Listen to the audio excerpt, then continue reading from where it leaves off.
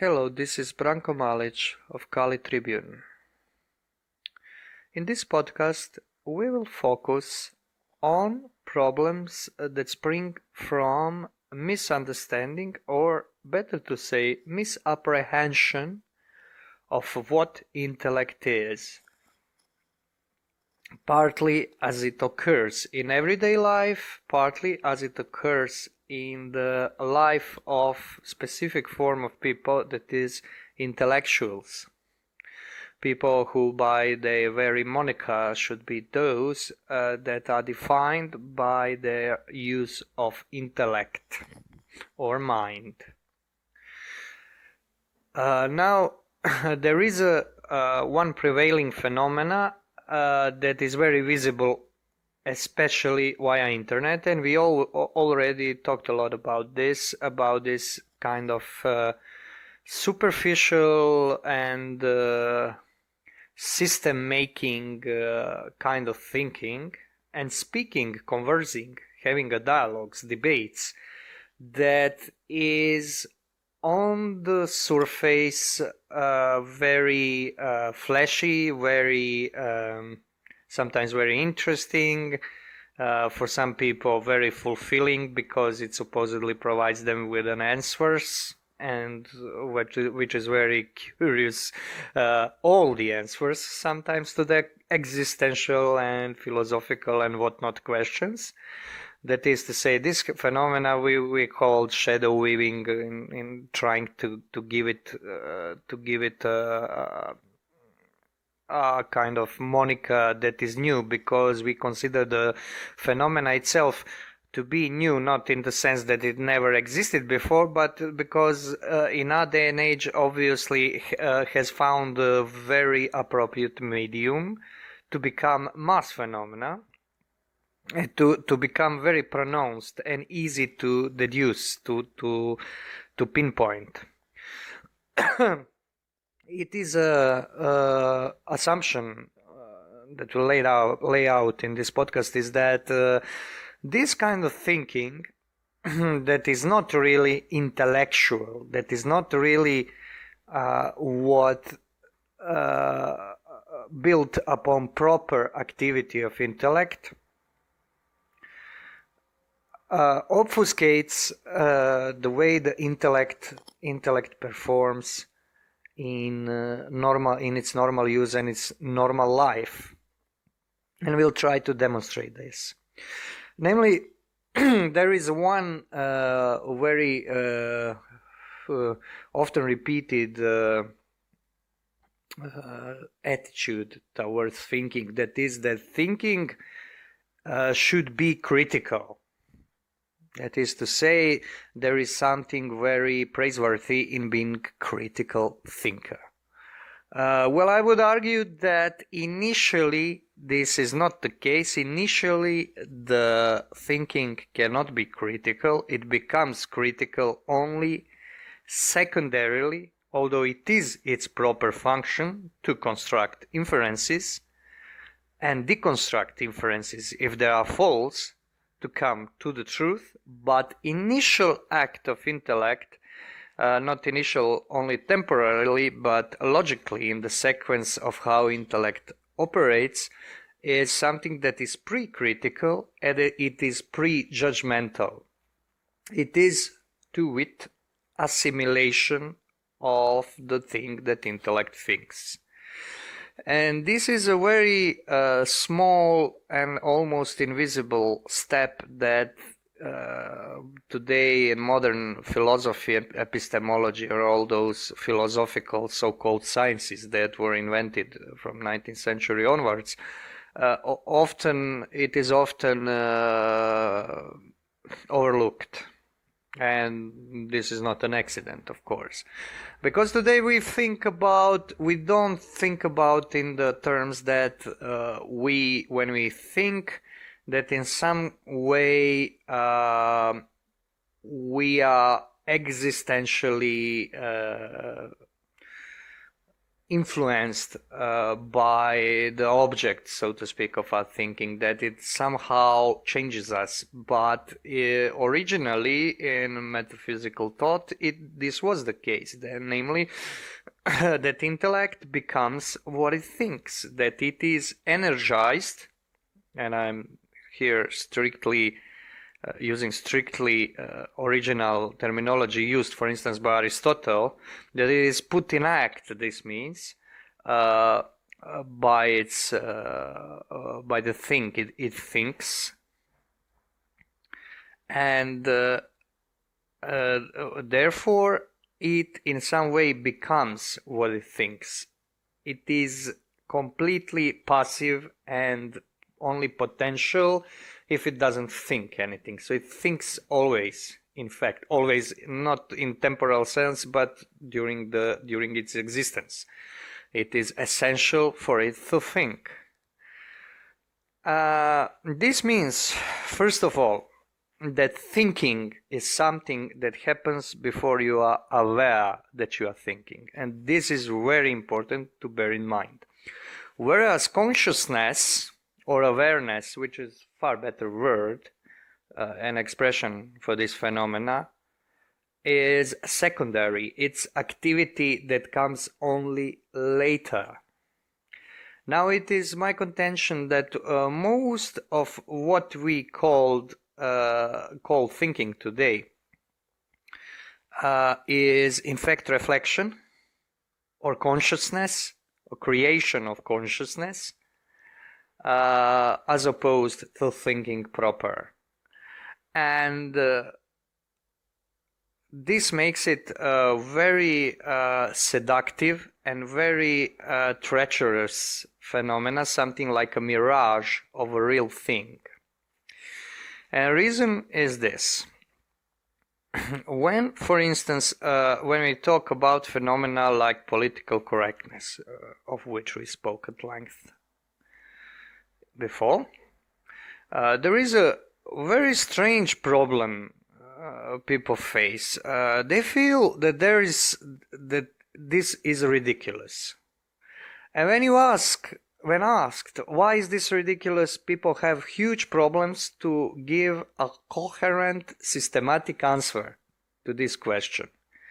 And because of this, if somebody wants to push them out from dislodge them from their stable and normal position, because considering political correctness ridiculous is completely normal, but if someone wants to dislodge them from this position, he argues, debates with them, in the sense that critically poses to them critical question in the form of, well, lay out what is normal. Explain me what is normal, and I will say that you are right. And most of people are not capable of doing this, or better to say, they are not capable of doing this on a cue. It is very difficult to do something like this. And there is a very strong reason for this. And this reason is ontological. This means this reason is stems from the principle of being itself, of the way the things are, let's say. It is not something that comes from some moral flow of ours. And this is very much exploited by the people who are on the other side of normalcy. That is, we are using the example of politically correct people, but there are a lot among those who are supposedly deconstructing things like political correctness that are of completely same mindset as their opponents. And this is the difference between the mind which assimilated what it thinks and the mind that does not assimilate but constructs, creates. And this second mind, so to speak, and in truth, different appliance of mind does, is creating systems. Now, system is a body of inferences that are welded together in the whole that is always more than the sum of its parts. That is to say, a meaningful whole. And this meaningful whole must function as a whole. It has to remain system, and there are many ways in which this system can preserve itself into existence. But there is one way it can never be preserved as a system, and this way is when it puts reality before itself. When this happens, the system falls apart, not because inferences that are welded together in the systems are wrong, but because the very notion of having a system is wrong. And this is something that is very hard to accept to people who are inclined to this metaphysical thinking and such. And you had all periods in history of philosophy where metaphysics was practically identified with system. But it is the truth. Thomas Aquinas, Aristotle, Platon, Plotin, Proclus, whoever, none of those people had a system. When you read about them today in modern interprets of their thought, you will always find this word system, for instance, Proclus system, or system of Neoplatonism, or system of Catholic doctrine. People using this word are completely, essentially wrong. Not because the thought of these thinkers is disjointed or haphazard or partial, but because the unity of their thought is not transparent. It is not, it is there, but it is not, it is there as a cause that transcends the thought itself. This is the best way to explain it. Because they are talking about something that transcends being, transcends thinking. And when I are talking about something like that, excuse me, when they are talking about something like that, they cannot petrify this in the system. This is a very simple difference, and being simple, it is very easy to overlook, and once overlooked, man is in the position that he will never understand traditional thought. What happens with systems is something completely different. System is in fact creation of mirroring this unity, let's say with some reserve, organic unity, that of thought that has a proper attitude towards all possible questions. System is a unity that claims to have not attitude but answer to all questions. And this, I posit, is completely impossible for human intellect. This is transcending it. What happens in the system, however, in this system thinking, is that it is in itself infallible, taken in itself. Once it is created, it is infallible, because every attempt to self-criticize or to somehow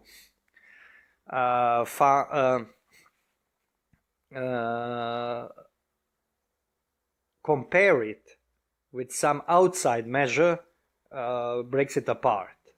So it is shunned to a greatest extent.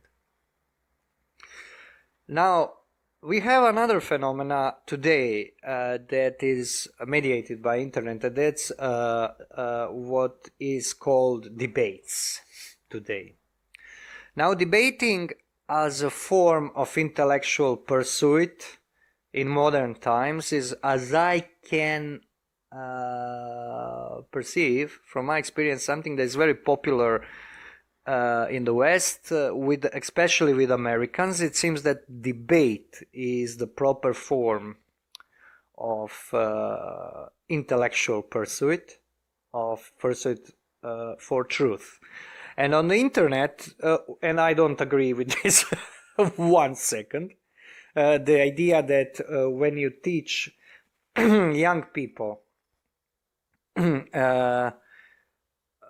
educate them, teach them intellectual culture, that you first have to teach them to debate. I am completely and 100% opposed to this, because young people have to be taught how to listen first, not how to debate. And this is a complete inversion of the proper order of learning, because how can you debate with about something that you don't understand? And what is interesting is that you can create appearance that you understand, but you don't really do. And this is what happens, that this is something that is a hallmark of adolescence as the age in human life, where you are the wisest person in the world, having all the right answers, and having all the right misgivings about the world, only later in life to slowly discover how little you know. So there is a strong psychological element, if we are to turn to psychological angle for a moment, of adolescence in this systemic kind of thinking. Now, concerning debates, what I noticed and what was fascinating to me is that people indulging in these debates, being they theological, political, especially amongst those movements on internet liberals, internet atheists, internet alt-rights, this or that, was very strong feeling I had that those people who are extremely feverish debaters, who consider winning those debates the most important thing in the world, could change their attitudes, their interest, and the things they hold true in a snap of the finger. So somebody could be a Catholic apologist, internet Catholic apologist, sorry, and in a week time turn into let's say atheist, or this Richard Dawkins type atheist apologist, and vice versa. It is something that can be turned about also. I have found that utterly fascinating, because from my knowledge of how things fare with convictions, once you have a strong conviction that is built partly by yourself, partly by your surroundings, partly by what is given to you. For instance, in a Catholic perspective, it's sacrament of baptism and confirmation and first communion that gives you some predetermined convictions that you will be hard-pressed to change ever in your life. Maybe your child, once you apostate from this religion, maybe your child will be in position to leave it altogether, or even grandchild. And this is what happened in Europe, for instance. You could have seen this when you have writers like Joseph Conrad or Charles Baudelaire, and so that come from Catholic world and Catholic families, and they are very Catholic. They are supposedly anti, and not only anti-establishment, but not anti-Christian, but non-Christian. Yet anybody who grew up in this tradition knows, when reading, for instance, Joseph Conrad, you cannot mistake him for Catholic. No way. Because all the principles are still there, because he is adhering to them, albeit unconsciously, and giving them a new form. He is not explicitly adhering to dogmas, but he is doing the work of dogmas. He is still that. That's what I want to say. Now, bearing this in mind, it is utterly fascinating that somebody can change, for instance, 2 or 3 religions and political convictions in a course of years, sometimes months even. How is this possible? And this is something that bothered us on Kali Tribune very much, because coming from different culture that is still rooted to some extent in the past, you kind of like don't understand how this can be. You are acutely aware that people who are using same words as you are not thinking same thoughts as you. And one of the reasons I'd posit is precisely this nature of mind. There is a mind which assimilates, and there is a mind which does not assimilate. The mind which assimilates is what we would call an open mind. This expression is extremely misused today, of course, because open mind today is more like mind prone to accept any kind of screwed up ideology on a queue and being sold on the lie that it did this by critically thinking, whereas it is anything but. On the other hand, open mind, on the contrary, that is, open mind is the mind that thinks before it thinks, and it thinks in a way that it assimilates the truth of a proposition, for instance, without putting into the question. It first accepts it, and then, and only then, starting to do discursive process of making inferences about it. This kind of mind in debates with people of a closed mind, and those are people whose minds, by some wonder, by some magic trick, do not assimilate but create their own truth, is in very difficult position initially, because it is obliged to assimilate something that is different from it, that is in fact something that it doesn't completely comprehend, because it is not created. The objects of our thought are not created by us. For instance, the truth, let's say the truth, it is good to be tolerant. When somebody tells me it is good to be tolerant, I initially, without thinking, to this day, assent to this sentence. I know very well that most people who today tell you that it is good to be tolerant do not have tolerance in mind. Yet when they say something like that, my mind is by its very nature prone to accept this. So it accepts the truth, the form of truth. But under the form of truth, all kind of things can be hidden. In the sense of tolerance, we have hidden there some kind of political engineering, for instance, as we wrote at length on other subjects like what we call politics of dissolution and political correctness, where you have all these perverted acts sold under the flowery words. But the thing with mind is, with the nature of mind, is that it assimilates what I just called flowery words. It assimilates the form of truth spontaneously. And I think that one should never try to prevent it from doing this.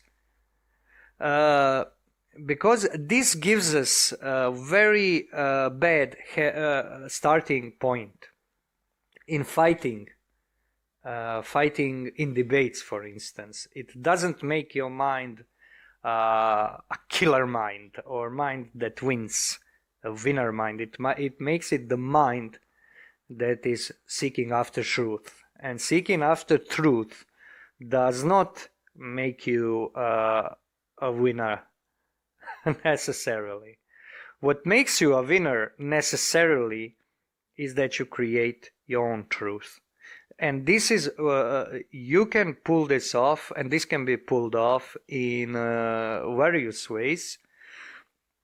And some of those are of having read, for instance, a whole truckloads of books on a subject of, for instance, philosophy, sociology, or something like that, of becoming a PhD. I saw the examples of these people. For instance, writes a PhD in theology, converts to religion, a specific religion, and then when he changed his mind about this some theological notion, very nuanced, he just changed the religion all of the sudden, with everything going with. I mean, this has nothing to do with being religious. This is not being religious.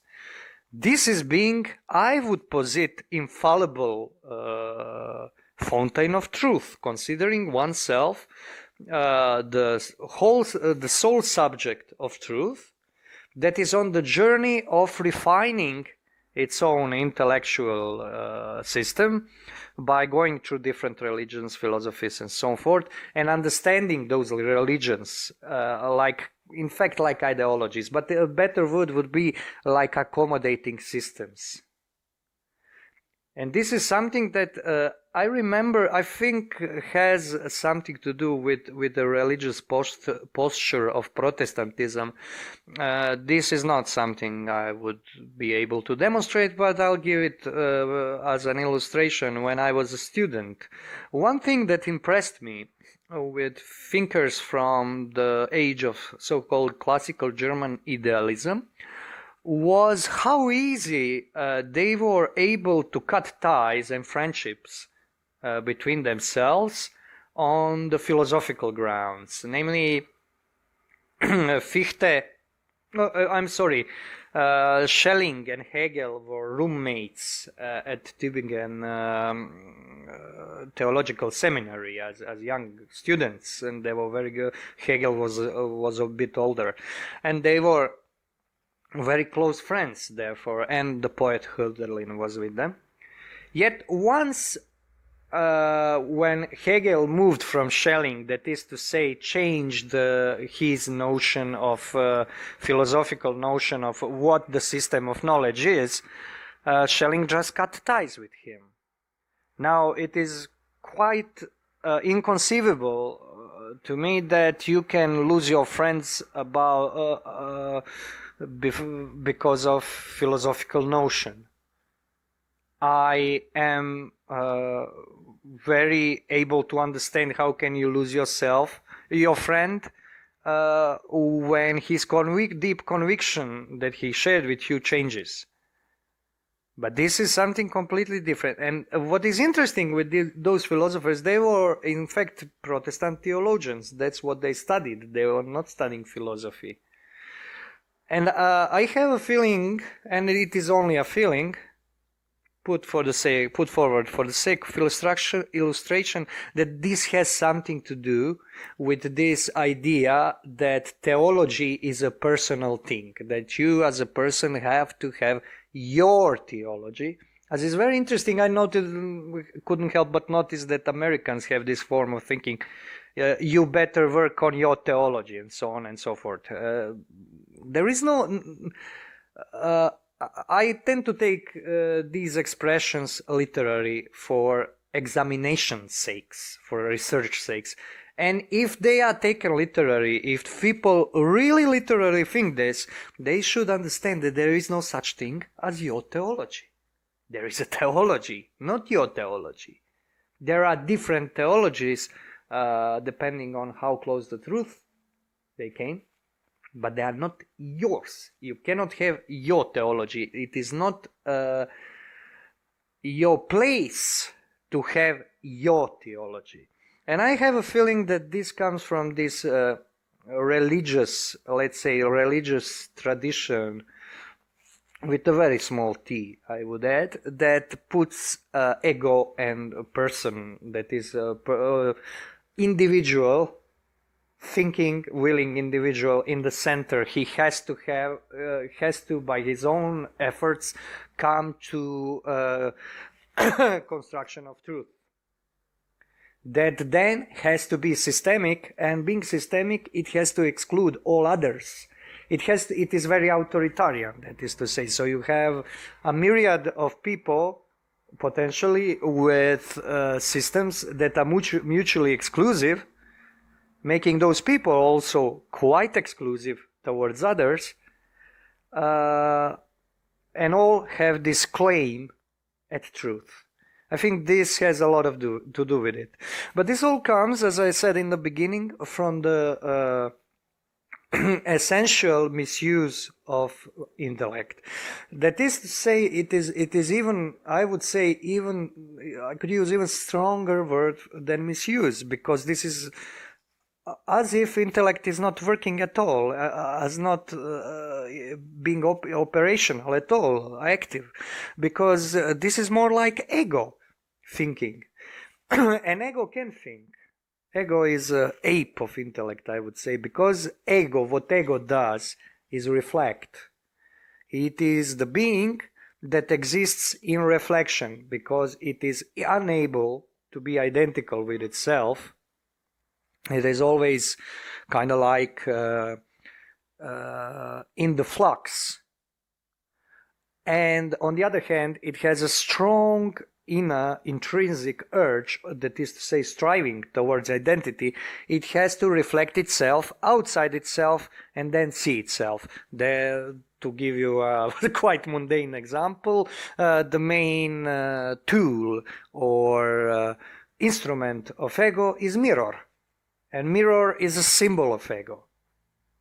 So ego is mirroring itself. It's thinking that is not making inference, assimilating, and then making judgments and trying to come to the truth. But it is the thinking that subsumes all the powers of intellect under one purpose. And this purpose is to make its own reflection more real. And such thinking is completely unable to communicate, but it is very able to raise noise. So to conclude, the proper operation or activity of intellect would be, first, assimilation of its object, of becoming its object, of becoming what it thinks, and then critical thinking. Only after that. And what the critical thinking is, discursive thinking. A lot of people, I think, make these common mistake of thinking of critical, of discursiveness as a mechanical process of uniting and dividing thoughts.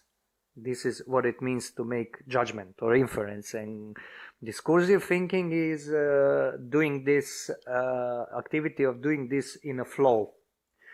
However, the real reason why the thinking is discursive in its operation is because it is temporal. Thinking that would not be discursive will be eternal thought. And that would be something else. Whether this kind of thinking is available in some moments to humans or not is a completely different question, but discursive thinking is built upon one very important step, and that is that it assimilates reality. And first principles of thinking are not different from thinking itself. They are completely identical with intellect. Like, for instance, a favorite example of identity of unity of being, this standpoint that on the principle of exclusion, that thing can at the same time cannot be A and not A. These things are what we assimilate in thinking. They are not something we read or think about as something outside ourselves. This is very important. It is both inside and outside. Inside and outside in beings that have intrinsic cause of existence is irrelevant because what is intrinsic is what is not material. And intellect is not a material being. Its operation can be material. It may need physiology to operate, to express what it has contained in its essence. but its essence is not material.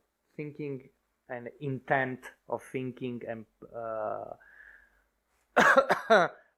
main intrinsic activity of thinking is not a material activity. It's not extrinsic. It's not outside.